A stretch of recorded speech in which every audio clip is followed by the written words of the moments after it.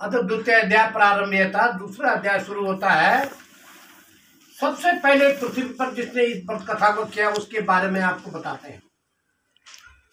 काशी नामक रमणीक नगर में सदानंद नाम के एक बहुत गरीब ब्राह्मण रहते थे।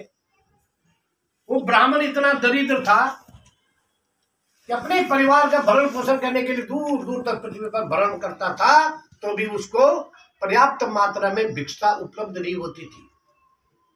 एक बार भगवान ने उस पर जब दृष्टि करी, भगवान की उस पर दृष्टि पड़ी, भगवान ने मन में विचार किया कि ये आदमी 12 मास पृथ्वी पर डुलता रहता है, दबकता रहता है, इसके लिए इसके पास जाकर के इसकी दिल की बात को जाननी चाहिए। क्यों जाता है, क्यों भटकता है, कभी एक भी दिन आराम नहीं करता है। उसके दिल की बात को जानने के लिए भगवान ने अपना रूप बदला और बूढ़े ब्राह्मण का रूप धारण कर दिया। बूढ़े ब्राह्मण के रूप धारण करके उस भिक्षुक ब्राह्मण सदानंद के समीप गए और उससे कहने लगे, हे ब्राह्मण देवता, कौन से दुख से दुखी होकर के आप नित्य पृथ्वी पर भ्रमण करते हो, मैं आपके दुखों को जानना चाहता हूं। विप्रोवाचा, वो ब्राह्मण सदानंद कहने लगा, भगवान भी बूढ़े ब्राह्मण के रूप में थे कि हे ब्राह्मण देवता, मैं बहुत गरीब ब्राह्मण हूँ, अपने परिवार का भरण पोषण के लिए मैं भीख मांग करके अपने परिवार का गुजारा करता हूँ। देखिए, उस ब्राह्मण सदानंद का एक ही काम था, वो जिंदगी में कभी सच नहीं बोलता था। और आज उसने मन में विचार किया कि यार ये बूढ़ा ब्राह्मण है, चलो इसके पास कम से कम सच तो बोल, हो सकता है मुझे कुछ उपाय बता दे। पुराना आदमी ये बोलते हैं कि बड़ों का बोल और आंवले का स्वाद बाद में पता लगता है। बड़ों का बोल और आंवले का जो स्वाद है उसका पता बाद में पता चलता है।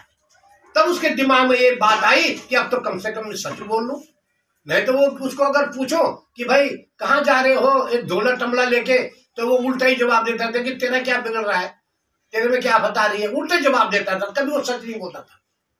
लेकिन आज उसने प्रण कर दिया, उसने कहा इस बूढ़े ब्राह्मण को तो सच्ची बात बता। तो उसने हाथ जोड़ के कहा, हे ब्राह्मण देवता, मैं बहुत गरीब ब्राह्मण हूँ और अपने परिवार का भरण पोषण करने के लिए दूर दूर तक पृथ्वी पर भटकता हूँ, तभी मुझे पर्याप्त मात्रा में भिक्षा उपलब्ध नहीं होती। अब भगवान समझ गए कि इसको पर्याप्त मात्रा में भिक्षा उपलब्ध क्यों नहीं होती। भगवान समझ गए कि ये झूठा है, ये झूठा है, ये झूठ बोलता है, इसने कभी सच बोला ही नहीं है। वो ब्राह्मण फिर कहता है भगवान से, विप्रोवाचा, हे ब्राह्मण देवता, अगर आप इस भिक्षा वृत्ति से निर्वृत्त होने का कोई उपाय जाने तो मुझे कहे प्रभु, मैं आपका बहुत बड़ा आभार मानूंगा।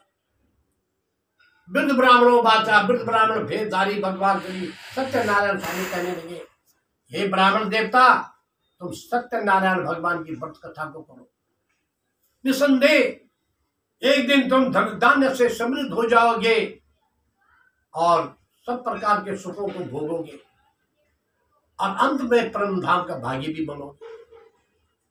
और पूजा का संपूर्ण विधान उस गरीब ब्राह्मण को बता करके भगवान उसी स्थान पर अंतर्धान हो गए।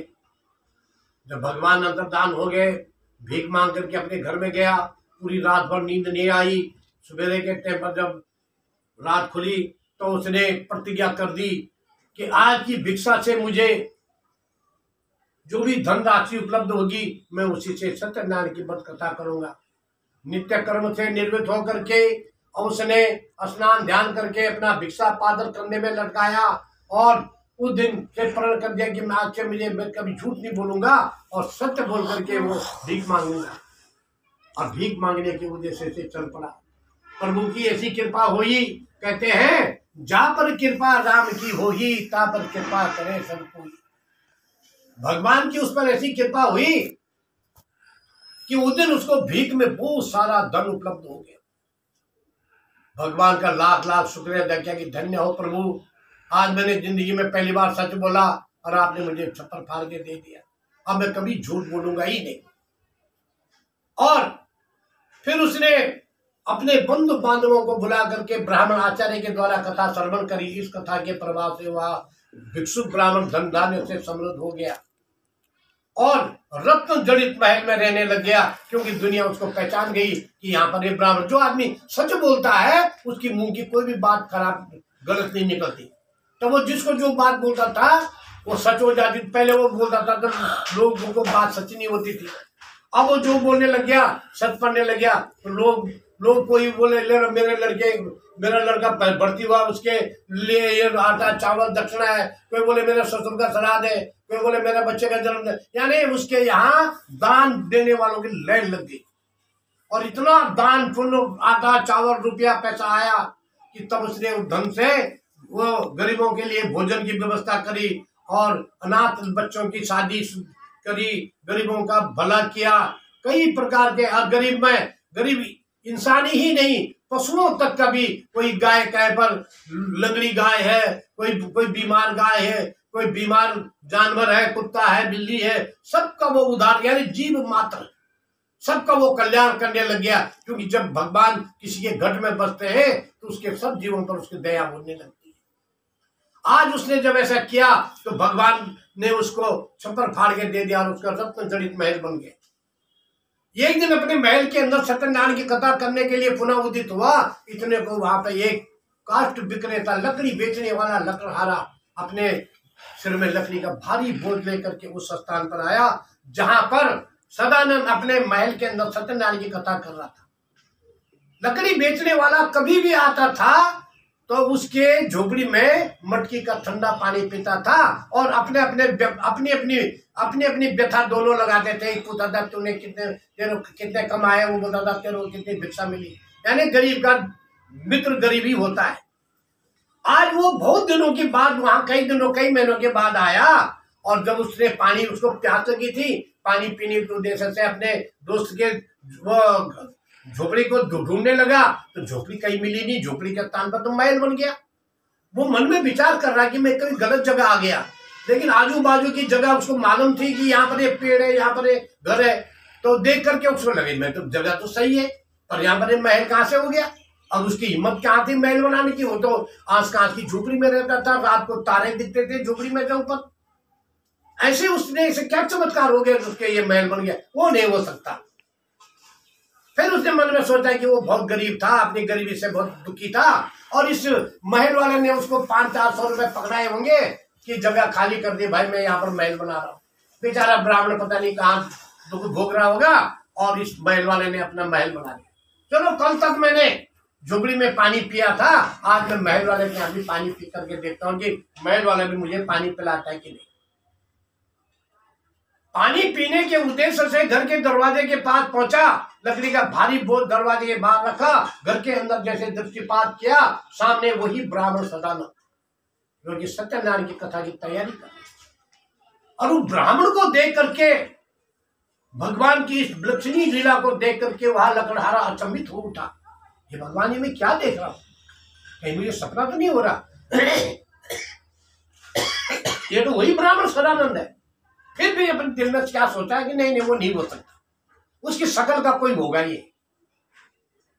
लेकिन फिर भी दिल नहीं मान रहा।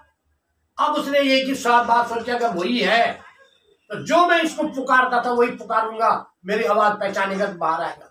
और उसने हाथ जोड़ करके दूर से कहा गुरुजी पालागी।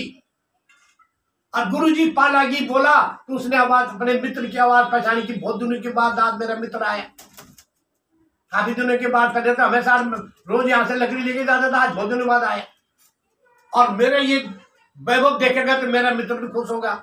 इस उद्देश्य से वो खड़ा होकर चिल्लाया, अरे वहां क्या खड़ा है, अंदर आ। लकड़ी वाला बड़ा चलित उठा, ये तो वही है भाई, मैं तो सोच रहा था कुछ होने, तो वही निकला।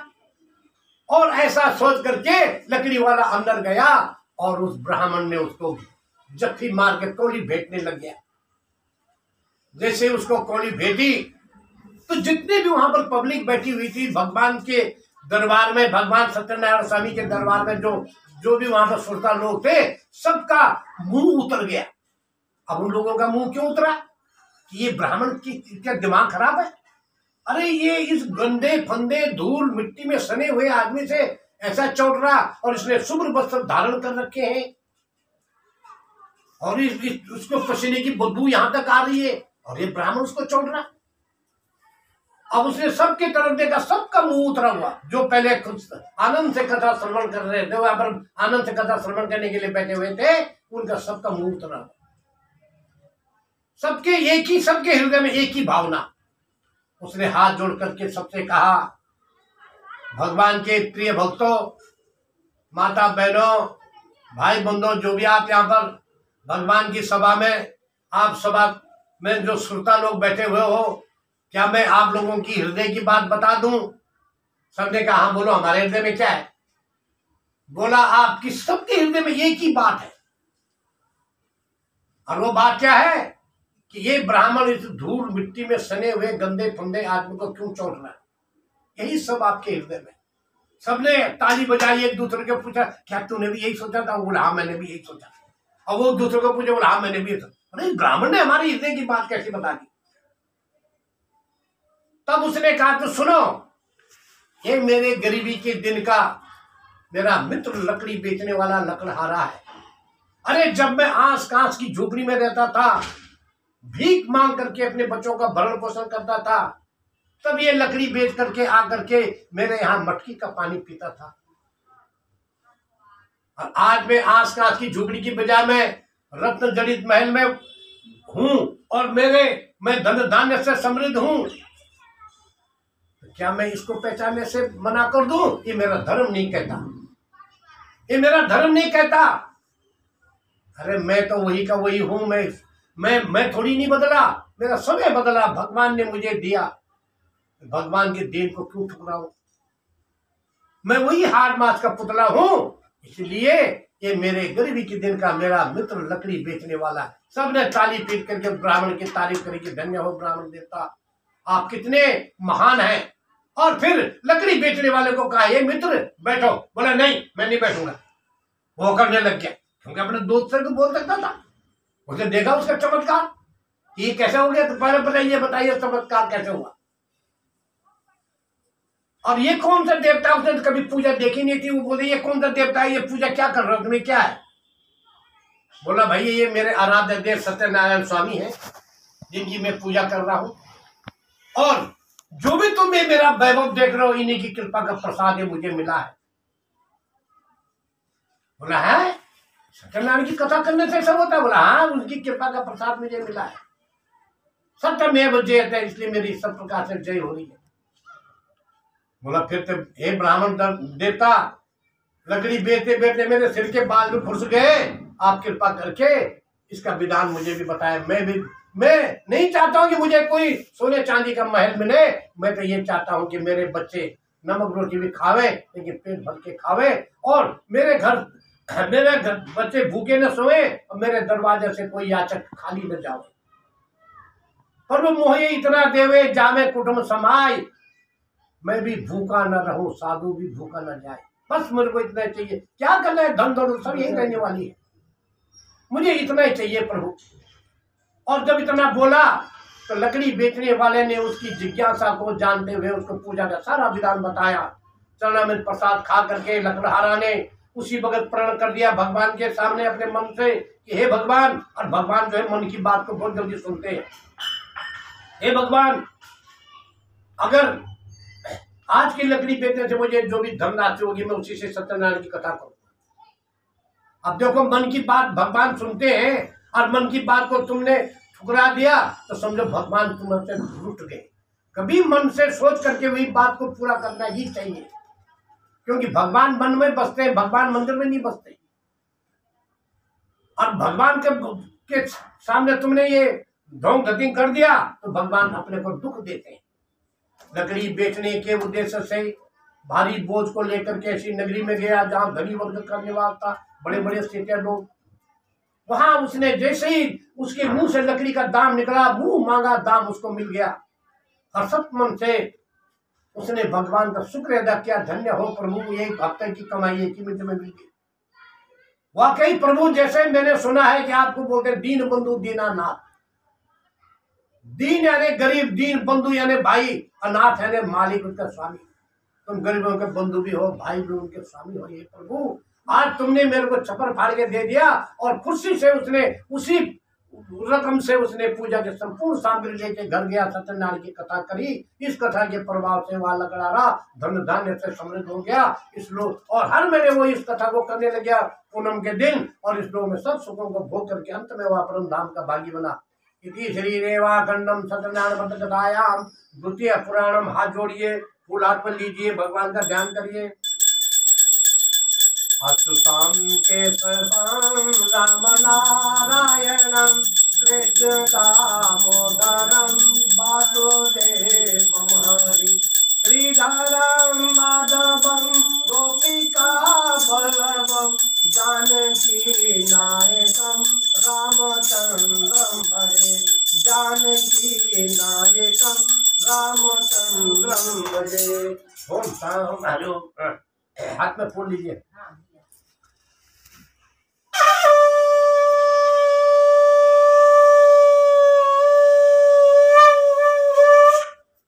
ओम सांगाय जो परिवार है सब बहनाय सहाय जय मुनिमान का सिद्धाय नमः सत्यनारायण भगवान को बोलो सत्यनारायण भगवान की जय। अतः तृतीय अध्याय सत्यनारायण भगवान की पद कथा का तीसरा अध्याय शुरू होता है।